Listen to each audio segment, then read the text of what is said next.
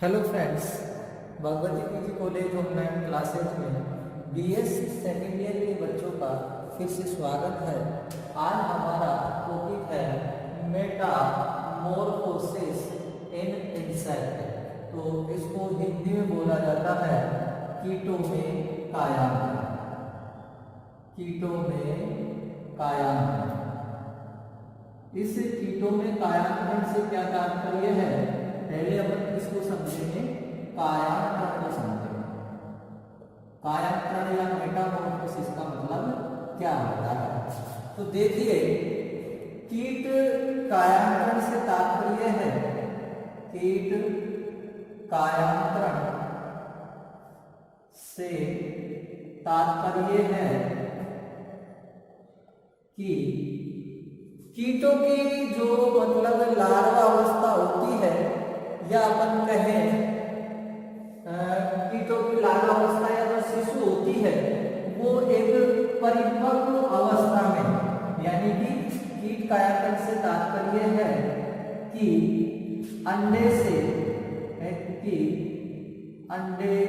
से उत्पन्न नवजात शिशु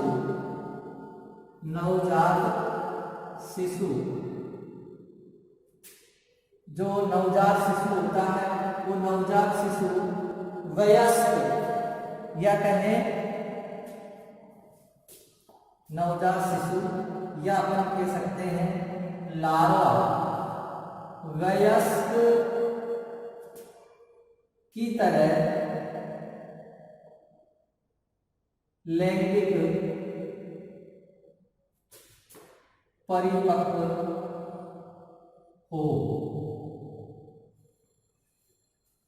वयस्क की तरह लैंगिक परिपक्व होता है या हो, तथा आकृति और जो संरचना होती है, उस आकृति, संरचना व स्वभाव में बिल्कुल भिन्न होते हैं, एवं आकृति,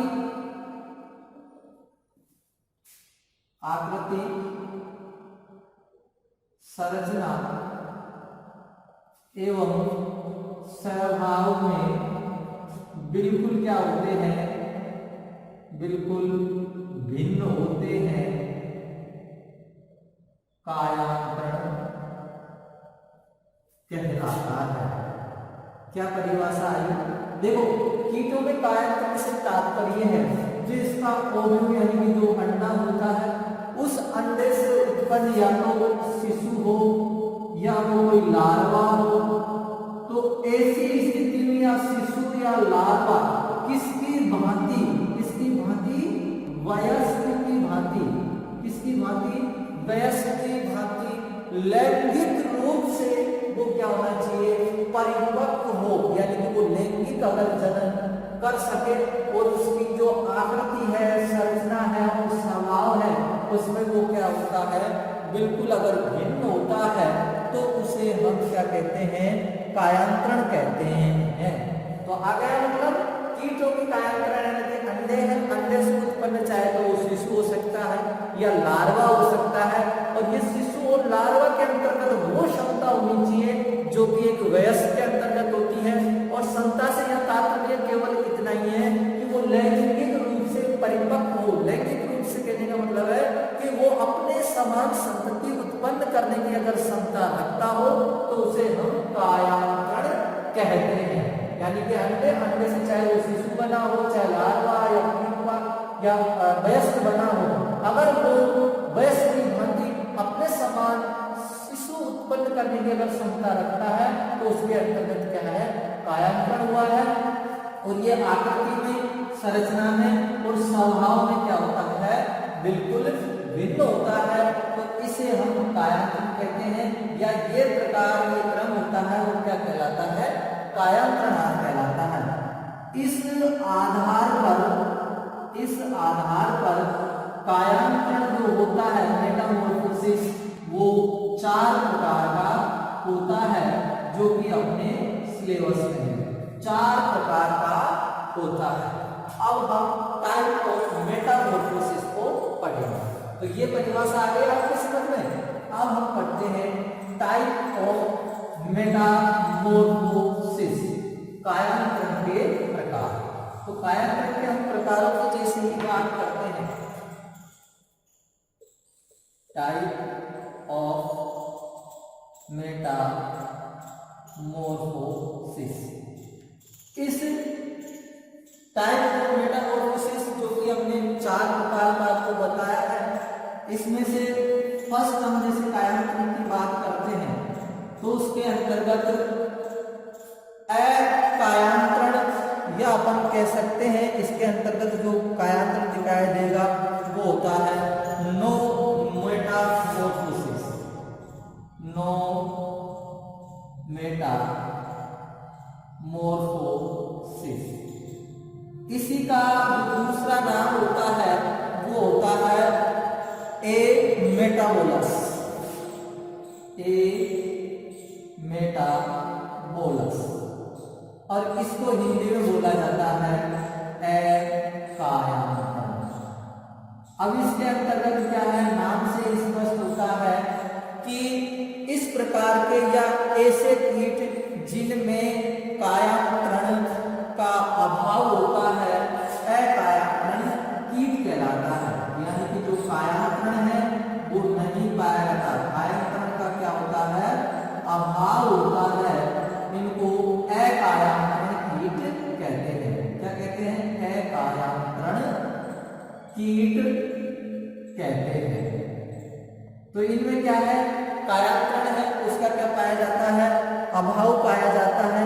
साथ ही जो इन कीटों के जो अंडे होते हैं वो उन अंडों से जो नवजात शिशु होते हैं, नवजात शिशु किसकी भांति, वयस्क की भांति दिखाई देते हैं, वयस्क की भांति दिखाई देते हैं।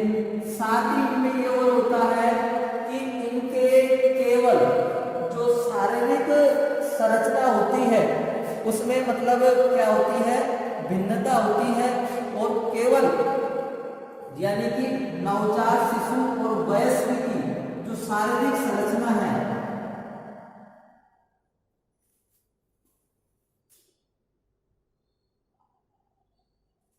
या अपन कह सकते हैं नवजात शिशु व जो वयस्क होता है, वयस्क में संरचनात्मक जो भिन्नता होती है वो भिन्नता एब्सेंट होती है, नहीं होती, केवल इसमें परिमाण भिन्नता पाई जाती है। क्या है मतलब, इनके अंतर्गत नवजात शिशु और जो वयस्क होंगे वो शारीरिक संरचना में तो एक जैसे दिखाई देंगे, लेकिन जो परिमाण का मतलब उनकी लंबाई है, ऊंचाई है, वजन है, मोटाई है, इसमें क्या है आप भिन्नता देख सकते हैं। और साथ ही इसके अंतर्गत जो एग्जाम्पल है उन एग्जाम्पलों के अंतर्गत आता है, तो सिल्वर फिश के अंतर्गत अकायांतरण पाया जाता है, और एक है इसके अंतर्गत स्प्रिंग टेल। ये 2 इंसेक्ट है जिनके अंतर्गत ये देखने को मिलता है, क्या, नो मेटामोर्फोसिस। अब हम दूसरे कायांतरण की जैसे ही बात करते हैं तो जो वो कायांतरण आता है वो आता है अपूर्ण कायांतरण, इनकम्प्लीट मेटामोर्फोसिस, या इसका जो दूसरा नाम दिया गया है वो है हेमिटोबोलस,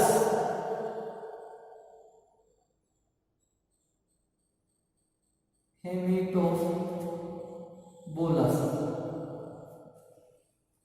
हेमिटोबोलस, हेमिटोबोलस, और इसको हिंदी में बोला जाता है अपूर्ण कायांतरण। क्या बोला जाता है, अपूर्ण कायांतरण बोला जाता है, इनकम्प्लीट या हेमीमेटाबोलस, हेमीमेटाबोलस, हेमीमेटाबोलस, ये इसका नाम है। यानी कि दोनों में पूछ सकता है, इनकम्प्लीट या हेमीमेटाबोलस क्या है। हेमी का मतलब होता है आधा। अब वो कायांतरण है जो इनके अंतर्गत देखने को मिलता है। इनकी क्या है, ऐसे जो कीट होते हैं जिनके अंतर्गत इनकम्प्लीट मेटामॉर्फोसिस पाया जाता है, ऐसे कीटों में नवजात शिशु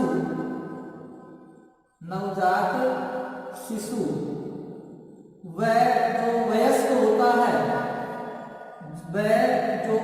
होता है उस वयस्क में संरचनात्मक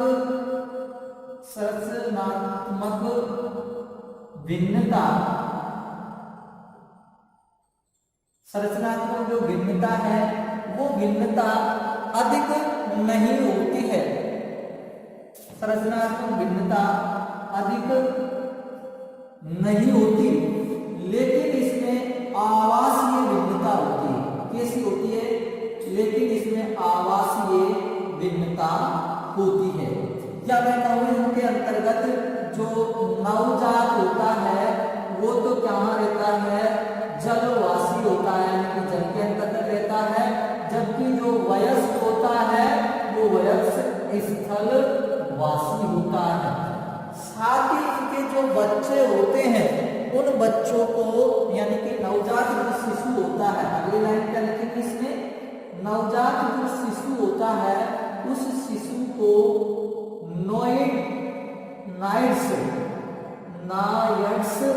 के नाम से पुकारा जाता है। नाइट्स के नाम से इसको पुकारा जाता है।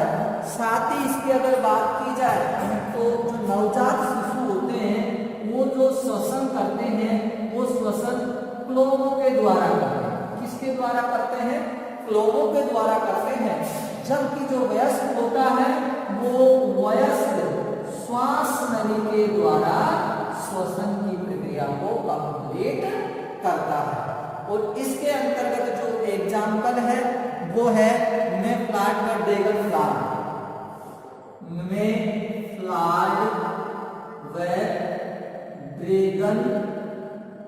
फ्लावर, ये इसके क्या है, एग्जाम्पल है किसके, इनकम्प्लीट मेटामॉर्फोसिस के।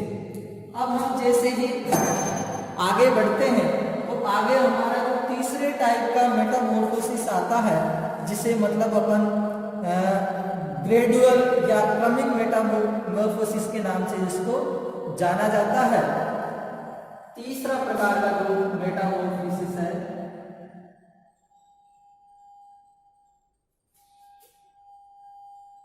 मेटामॉर्फोसिस, या इसका जो दूसरा नाम है वो होता है फेरोमेटामॉर्फोसिस, और इसको हिंदी में बोला जाता है क्रमिक कायांतरण। क्या बोला जाता है इसको? क्रमिक कायांतरण, या इसको बोला जाता है ग्रेजुअल मेटामॉर्फोसिस।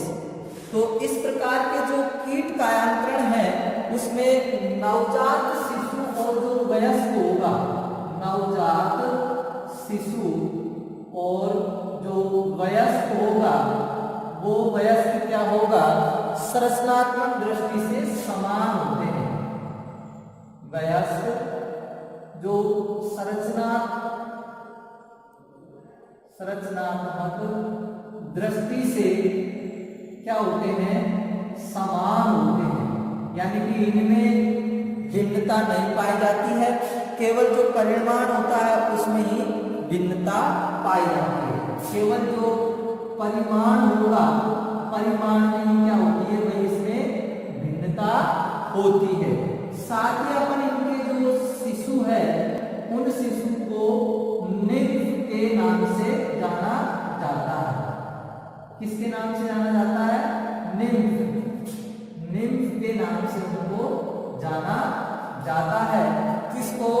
नवजात जो शिशु होता है उसको निम्फ के नाम से जाना जाता है। साथ ही विशेषता होती है कि जो निम्फ होता है उसमें निम्फ में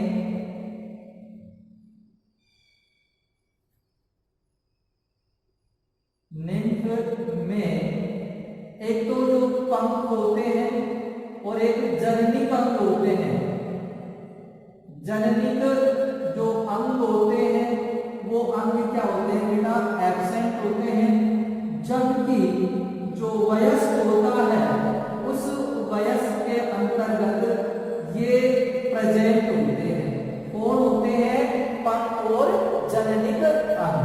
तो ये हमारा तीसरा हो गया। और चौथे की हम जैसे ही बात करते हैं तो उस चौथे कायाकल्प का नाम है कंप्लीट मेटामोर्फोसिस। कंप्लीट मेटामोर्फोसिस, या इसका जो दूसरा नाम दिया गया है वो है हेलोमेटाबोलस। हेलोमेटाबोलस इस नाम से इसको जाना जाता है, जिसका हिंदी में अर्थ होता है पूर्ण कायांतरण। क्या अर्थ होता है बेटा, पूर्ण कायांतरण। और ये जो कायांतरण आपको पाया जाएगा, पूर्ण कायांतरण या हेलोमेटाबोलस है, ये विकसित प्रकार के जो कीट होते हैं उनके अंतर्गत पाए जाते हैं। तो इसका इसका उदाहरण दे गया अपने ग्रेड 12 का। इसके अंतर्गत जो एग्जाम्पल की बात करते हैं तो इसमें स्टिंग बग ये है, और एक क्या है, एफिड है, मक्खी वगैरह भी इसके अंतर्गत आती है। अब देखो जो कंप्लीट मेटामॉर्फोसिस है या हेलोमेटाबोलस के इसके नाम से इसको जाना जाता है, तो इस बोलस के अंतर्गत होता क्या है कि इसमें जो अंडा होता है, सबसे युग्मनज की अवस्था एक के बाद में इसमें आता है लार्वा, और लार्वा के बाद में आता है इसमें प्यूपा, और प्यूपा के बाद की जो स्टेज आती है वो आती है एडल्ट।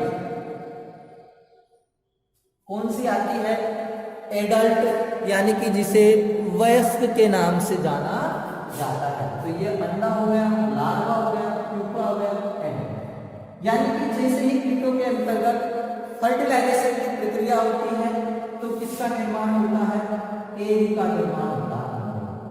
उसके बाद में इसमें क्या होती है, हैचिंग की प्रक्रिया होती है, और हैचिंग की प्रक्रिया के द्वारा ये जो लार्वा है उस लार्वा के अंतर्गत बदल जाता है। फिर इसमें निर्मोचन यानी कि मोल्टिंग की प्रक्रिया होती है, और जिसके अंतर्गत ये लार्वा अपने आप में चिपचिपे खोल से ढक लेता है, और इस चिपचिपे खोल को प्यूपा नाम दिया जाता है। ये प्यूपा होता है। फिर ये प्यूपा से बाहर निकलता है, और वयस्क जो कीट होता है, इंसेक्ट है, उस वयस्क कीट या इंसेक्ट में क्या होता है, ये बदल जाता है। तो ये जो प्रक्रिया है कंप्लीट मेटामॉर्फोसिस कहलाती है, और इसमें नवजात शिशु एवं जो वयस्क होता है उसमें संरचनात्मक जो भिन्नताएं होती है वो पाई जाती है। और ये प्रकार का देखा जाता है आपके मच्छर के अंतर्गत, मच्छर में, मक्खी में, तितली में, इनमें ये देखने को मिलता है। साथ ही ये हमारे मेटामॉर्फोसिस के जो 4 प्रकार हैं वो क्या हुए भाई, कंप्लीट हुए। कौन कौन से, no metamorphosis, incomplete metamorphosis, gradual metamorphosis और कंप्लीट मेटामॉर्फोसिस। ध्यान ये रखना है, नो नाम से स्पष्ट कायांतरण नहीं पाया जाएगा। नवजात और जो वयस्क होता है उसकी जो शारीरिक संरचना है उसमें ज्यादा भिन्नता नहीं पाई जाती, लेकिन परिमाण में भिन्नता पाई जाती है। साथ ही इसके अंतर्गत जो एग्जाम्पल है सिल्वर फिश और स्प्रिंग टैला। इनकम्प्लीट ऐसे कीटों में जो वयस्क और नवजात जो होता है उसमें संरचनात्मक भिन्नता अधिक नहीं होती, केवल कैसी होती है, आवासीय भिन्नता। इसको यहाँ याद जलवासी एवं वयस्क होते हैं और इनके नवजात शिशु का नाम दिया गया है नॉइड्स, और ये इसके एग्जाम्पल है। और इसमें जलवासी जो श्वसन अगर करते हैं तो वो किसके द्वारा करते हैं, लोगों के द्वारा, और वयस्क करता है श्वास नली के द्वारा। तो ये इनमें ये 2 पॉइंट इसमें याद करना है। क्रमिक में क्या है, इसमें जो संरचनात्मक दृष्टि से क्या होते हैं, बिल्कुल समान होते हैं, लेकिन परिमाण में क्या होती है, भिन्नता। परिमाण में इसमें तीनों में आपको भिन्नता मिलेगी। तो ये पॉइंट तो आपको याद करना ही नहीं, यानी कि करने का मतलब ये एक बार याद किया, तीनों में आपको यही चिपकाना है। इसके शिशु को निम्फ कहते हैं, ग्रेड 1 के अंतर्गत आपको निम्फ याद करना है, और यहाँ क्या याद करना है, नोइड्स याद करना है। और यहाँ से जो निम्फ के जो पंख एवं जननिक अंग पाए जाते हैं, जबकि जो वयस्क होते हैं, जैसे निम्फ में एब्सेंट होते हैं, ये एब्सेंट की तरह का, और जो वयस्क होता है उसमें ये प्रेजेंट होते हैं। ये कंप्लीट अपन पढ़ते हैं एक लार्वा प्यूपा और एडल्ट। तो इस प्रकार से मेटामॉर्फोसिस इन इंसेक्ट है वो अपने कंप्लीट होता है। और इसी में एक छोटा सा टॉपिक है हार्मोनल कंट्रोल ऑफ मेटामॉर्फोसिस, यानी कि जो मेटामॉर्फोसिस की जो प्रक्रिया है, कायाकल्प की प्रक्रिया है, वो हार्मोन के द्वारा नियंत्रण की जाती है या उसको नियंत्रित किया जाता है। इस आधार पर कीटों के अंतर्गत कुछ हार्मोन्स पाए जाते हैं जिनके बारे में अपन पढ़ते हैं। तो इसके अंतर्गत क्या लिखेंगे, hormonal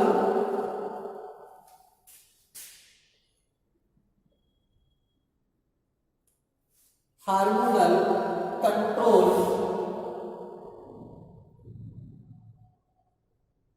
in insect in Metamorphosis, hormonal control of Metamorphosis, ये अपन को इसके अंतर्गत देखना है।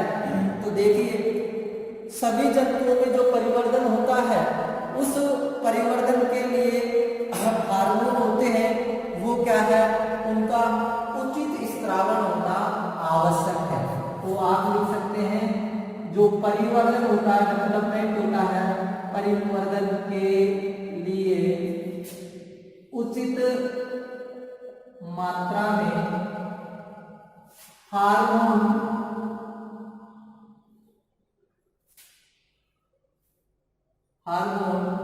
का स्त्रावण होना आवश्यक है। ये अपन को बात ध्यान रखनी है।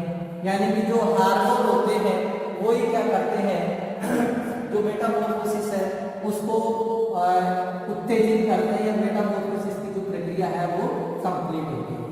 इस आधार पर कीटों में कुछ हार्मोन पाए जाते हैं, कीटों में उपस्थित हार्मोन। तो कीटों में कौन कौन से हार्मोन पाए जाते हैं, सबसे पहला जो हार्मोन है उसका नाम है BH हार्मोन, या अपन इसको कह सकते हैं ब्रेन हार्मोन, BH हार्मोन।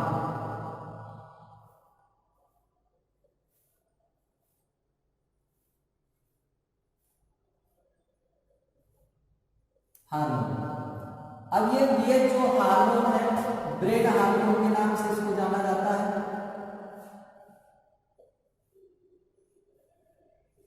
अब इस BH हार्मोन है, अब इस BH हार्मोन की जैसे ही बात करते हैं तो इसका जो स्त्रावण होता है, यानी कि BH हार्मोन कहां से निकलता है, मस्तिष्क है, उस मस्तिष्क के अंतर्गत तंत्रिका स्रावी कोशिकाएं होती है, न्यूरो सेकेंडरी सेल, तंत्रिका स्रावी कोशिकाएं।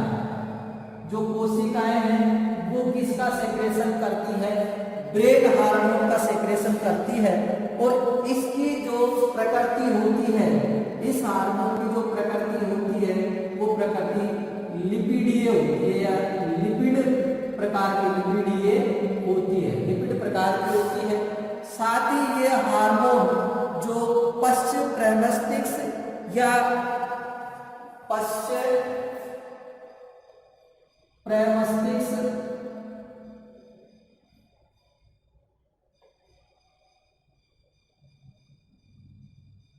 जो पश्च प्रेमस्टिक्स स्पर्श परक मस्तिष्क का भी एक भाग है जिसका नाम है कार्पोरा कार्डिएका।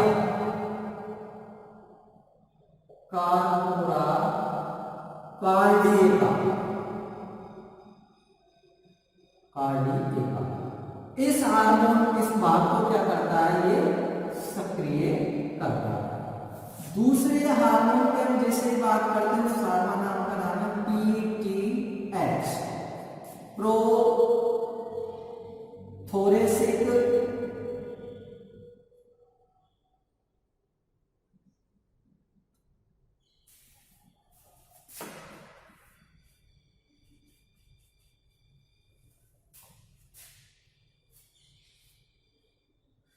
Prothoracic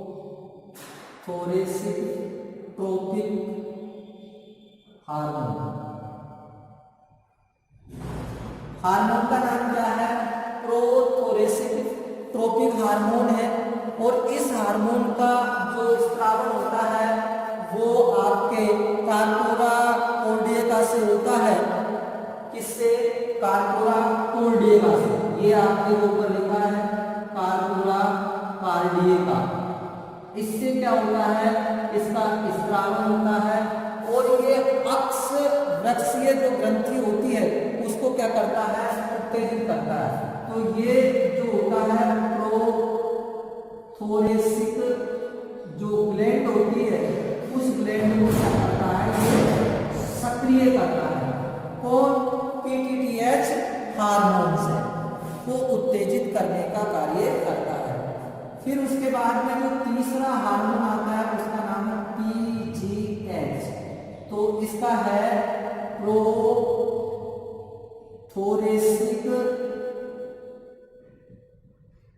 gland hormone. ये जो प्रोथोरेसिक ग्लैंड हार्मोन होता है ये वक्षीय ग्रंथि से स्थापित होता है। नाम से वक्षीय जो ग्रंथि है उस वक्षीय ग्रंथि से क्या होता है, इसका स्त्रावण होता है। और स्त्रावण होने के साथ साथ ही ये क्या करता है,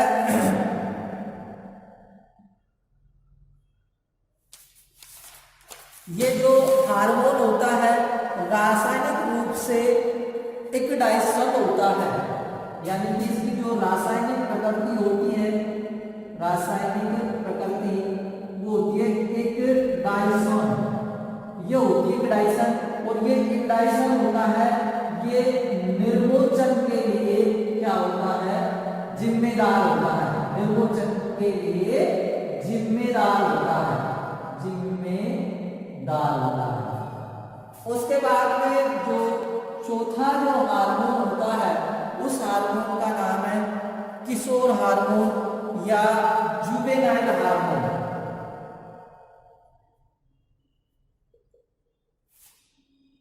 या इसको बोला जाता है जेएच हार्मोन के नाम से भी इसको जाना जाता है,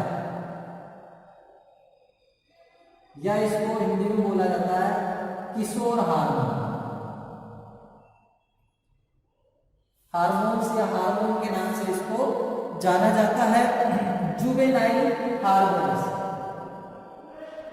जुवेनाइल हार्मोन्स, जुवेनाइल हार्मोन्स या इसको बोला जाता है किशोर हार्मोन्स। तो गलती हुई। तो अब इस हार्मोन्स के अंतर्गत क्या होता है कि ये जो कीट होते हैं इन कीटों के अंतर्गत एक किशोर का गुण आ जाता है और इन किशोर के गुण के साथ साथ ही ये एक वयस्क में परिवर्तित हो जाते हैं। और इनका जो श्रावण होता है वो मस्तिष्क का एक भाग होता है और उस भाग का नाम है कार्पोरा एलोटा। इससे इनका क्या होता है, स्त्रावण होता है। साथ ही ये जो हार्मोन्स होते हैं संरचना विकास को नियमित करते हैं। जो इसकी जो संरचना है उस संरचना विकास है उसको तो क्या करेंगे, नियमित करेंगे। और जो कायांतरण है उस कायांतरण को नियंत्रित करते हैं, कायांतरण को नियंत्रित करते हैं। तो ये हार्मोन्स की क्या है, कुछ विशेषताएं हैं। और ये हार्मोन्स के साथ ही अपना जो यूनिट सेकंड है, सॉरी यूनिट जो फर्स्ट है वो क्या होती है, कंप्लीट होती है। क्या हो गई भाई, कंप्लीट। एक बार देख लेंगे, जो बीएच हार्मोन इसको ब्रेन हार्मोन के नाम से जाना जाता है। और मस्तिष्क की जो तंत्रिका स्रावी कोशिका है उनसे इसका क्या होता है, स्रावन होता है। और ये जो पश्च मस्तिष्क है उसका कार्पोरा कार्डिया का भाग है, पश्च मस्तिष्क का कार्पोरा कार्डिया का भाग है, उसको क्या करता है, सक्रिय करने का कार्य करता है। पीटीडीएच हार्मोन है, इसका नाम है प्रोथोरेसिक ट्रोपिक हार्मोन होता है। और ये जो हार्मोन होता है कार्पोरा कार्डिया से स्रावन होता है। और ये जो होता है प्रोथोरेसिक ग्लैंड है उसको क्या करता है, सक्रिय करता है। और ये पीजीएच प्रोथोरेसिक ग्लैंड हार्मोन है जो कि एक इक्डाइसेशन की जो प्रक्रिया होती है उसको स्टार्ट करता है, जो कि निर्मोचन के लिए जिम्मेदार होती है। जुवेनाइल हार्मोन्स, ये किशोर हार्मोन्स के नाम से इसको जाना जाता है। और ये जो किशोर हार्मोन्स होता है इसकी संरचनात्मक जो या संरचना जो विकास होता है उसको नियमित करता है। और साथ ही कायांतरण होता है उसको भी नियंत्रित करने का कार्य करता है। सीधा सा कुछ नहीं, इसको याद करना है इसके नाम से। तो ये कार्पोरा सक्रिय होगा, कार्पोरा कार्डिया इसको सक्रिय करेगा, ये इसके द्वारा जो हार्मोन्स निकलेगा, एक्डाइसन की प्रक्रिया निर्मोचन की होगी। ये यहाँ से क्वेश्चन किया जाता है, एक्डाइसन हार्मोन से निर्मोचन की प्रक्रिया के लिए जिम्मेदार हार्मोन कौन सा होता है, पीजीएच, प्रोथोरेसिक ग्लैंड से स्रावित हार्मोन। तो आज की क्लास के अंतर्गत बस इतना ही। और हमारी जो फर्स्ट यूनिट है वो कंप्लीट होती है, जिसके अंतर्गत हमने आर्थ्रोपोडा, जनरल कैरेक्टर पहले मोड पढ़ा था, इन मोडा क्या नाम से लार्वा पढ़े थे, इंसेक्ट के जो लार्वा थे वो अपन ने इसके अंतर्गत पढ़े थे। और उसके बाद में ये काया। तो इस प्रकार से इसके जो चारों पार्ट है वो मैं कंप्लीट करा चुका हूँ ये यूनिट से। अगर कोई भी क्वेश्चन आएगा कहीं भी बाहर नहीं जाएगा, ये मेरा दावा है। नेक्स्ट वीडियो के अंतर्गत नेक्स्ट हम यूनिट है या लेके आएंगे, तब तक के लिए आपसे विदा चाहते हैं। धन्यवाद।